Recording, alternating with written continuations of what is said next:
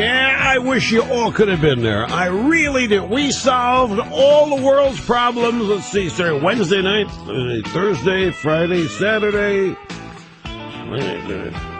3.5 days we solved the world's problem, the annual spring fling at my fashionable oceanside estate.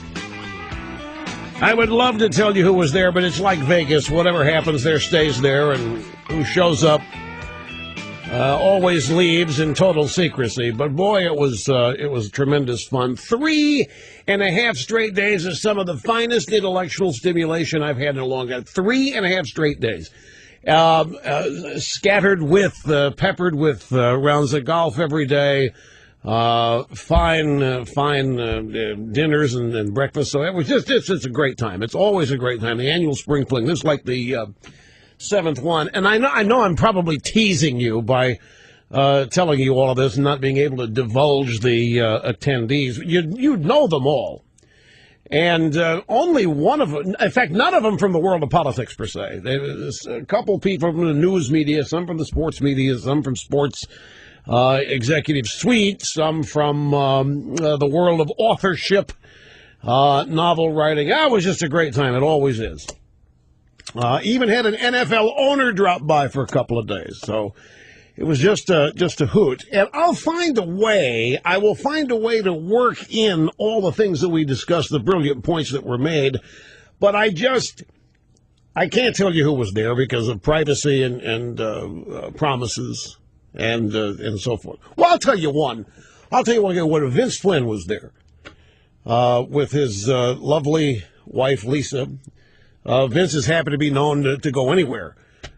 So he was there. But anyway, folks, it's great to be back. It really is. Happy to have you along here at the Excellence in Broadcasting Network. Rush Limbaugh at 800-282-2882. The email address, lrushvo@eibnet.com. One of the attendees said, we're looking at the news. We talk about the news that happens during the day at dinner each night. And one of the attendees said, can you believe this? And then offered a point of view. I said, the problem is you can't say it. And I said, I can. What do you mean you can't say it? Well, no, you can't say that. Well, I've said it before. I've just not said it in the words you just said it, but I've said it. I'll tell you how I've said it. During the 2008 campaign, you remember Mahmoud Ahmadinejad started a rant against this country. Sounded just like anything out of the mouth of Joe Biden. And I remember saying, if I were Joe Biden or any other Democrat saying what I'm saying about the United States, and I heard it echoed by one of America's enemies, I'd be embarrassed. And these people don't care. I don't remember the specific things that Biden was saying that were being echoed by Ahmadinejad. In fact, the question really is, who's copying who? Your average Democrat runs down America, criticizes America, and then Ahmadinejad says the same thing. Who said it first? Biden copying Ahmadinejad or vice versa? Well, what reminds me of it is there's this story from Mediaite, which is a blog that covers television, and it's from April 26th. It's yesterday. Former Soviet President Mikhail Gorbachev says he supports President Obama. Well, of course he does. An environmentalist wacko, a communist. And don't give me this former communist stuff. Which one what? Gorbachev, during a speech to advanced placement students at von Steuben High School. Where the heck is von Steuben High School? During a speech to advanced placement students, these are the students one grade above Votech. During a speech to... He slapped me upside the face for saying that. Von Steuben High School is in North Park, Chicago. During a speech to advanced placement students at von Steuben High School, former Soviet President Mikhail Gorbachev. I will never forget. My mind is fertile today, folks. It always is when I've been going for a while. I'll never forget back when Frank Sesno worked at CNN, and Gorbachev was still running the Soviet Union, and there was a G7 meeting coming up in Europe somewhere. I believe it was France. And Gorbachev called everybody and said, "Hey, I'm coming."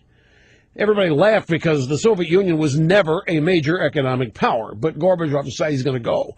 So that stopped everything. It was news bulletins all over everywhere. Flash, bulletin, breaking news, whatever it was called back then. And I was watching Frank Sesno on CNN beside himself. Mikhail Gorbachev! Mikhail Gorbachev! As he said, Mikhail Gorbachev. And ever since I've heard him pronounce Mikhail Gorbachev, I find it hard not to say Mikhail Gorbachev when I'm talking about Gorbachev. Of course, I am also the guy that invented the word Gorbasm to describe the way Frank Sesno was reacting to Mikhail Gorbachev coming to the G7, thereby making it the G7.2. During his speech to the advanced placement students at Von Steuben High School in North Park, Chicago, former President Mikhail Gorbachev made a strong statement of approval for President Obama. Of course, he said. Of course, there are many people who don't like what the president is doing, but in my opinion, it's very good. My opinion of him is very favorable. I will support him. Well, there you have it. So you could say that America's enemies all support Barack Obama. We know that the Iranians want Obama reelected, do we not? We know that the Muslim Brotherhood wants Obama reelected, do we not? We know that Hezbollah and they want Obama reelected. We know that Hugo Chavez and Fidel Castro want Obama reelected. Well, who are these guys? They're America's enemies. What's and at the spring fling, my guy said, "You can't say that. You can't say." Well, I've said it in other words, so why not just say again? It's undeniable. Now Snerdley's all worried I'm going to get in trouble over it, but it's not one of these things that's up for debate. I mean, Gorbachev didn't say, "I'm thinking of supporting Obama." He says, "I like him. My opinion of him is very favorable. I will support him." And Gorbachev said, I think you Americans need your own perestroika.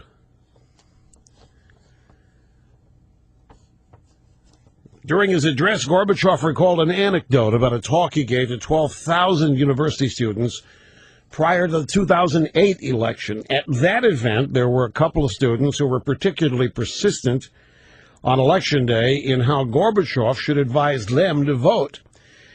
When they asked this question, Gorbachev said, "I don't want to teach you because often America teaches others how they should live. If I give you advice," I said, "that would be a risk." So here's Gorbachev slamming us. It's the same old thing. We've been telling everybody what to do. We're a superpower because we've been running around keeping everybody under our thumb. We've been ordering everybody what to do. We've been stealing their resources, their oil, their minerals, their diamonds, their algae, and converting it into our own stuff and becoming an illegitimate and immoral and unjust superpower. But then Gorbachev said, "Nevertheless, I did say, I think you Americans need your own perestroika." Snerdley, do you remember there was glasnost and perestroika? Do you remember the difference in the two?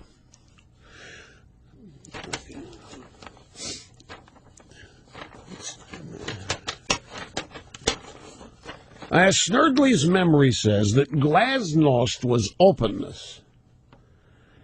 That the Russians, the Soviets, are supposed to be open with us. How did you just define perestroika? Okay, perestroika, Snerdley says, is that we were supposed to be bipartisan with the communists. And perestroika was,